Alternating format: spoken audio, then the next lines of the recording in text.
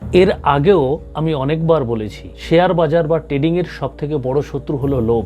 আর এটাকে কাজে লাগিয়ে মানুষকে সর্বশান্ত করা হয়। আর এই কাজটা যারা করে তারা সোশ্যাল মিডিয়াতে অবান্তর অবাস্তব কথা বলে আগে ভাইরাল হয়। এই মুখগুলিকে বিভিন্ন চ্যানেলে পডকাস্ট করতে দেখা যায়। দেখুন এই লোকটাকে, এর নাম পঙ্কজ ভরদ্বাজ। আগে দেখুন ইনি সাধারণ মানুষকে কিভাবে লোভ দেখায়, পরে দেখাচ্ছি কিভাবে লোভে পড়ে মানুষ সর্বশান্ত হয়। এনার ভিডিওর থাম্বনেল দেখুন। 1 লাখ টাকা থেকে 1 কোটি কামিয়েছি, 50,000 টাকা থেকে 80 লাখ বানিয়েছি। এই ফর্মুলা বলে দেবে কখন নিফটি পড়ে যাবে। এই স্ট্র্যাটেজি ব্যবহার করে 5 কোটি কামিয়েছি। 50,000 টাকা থেকে 5 লাখ কিভাবে কামাবেন? 1 বছরের ট্রেডিং থেকে 5 কোটি কামিয়েছি। এমন আরো অনেক আছে। এর কথা শুনে মনে হয় যেন মার্কেট একে আগে থেকে বলে দেয় উপরে যাবে না নিচে যাবে।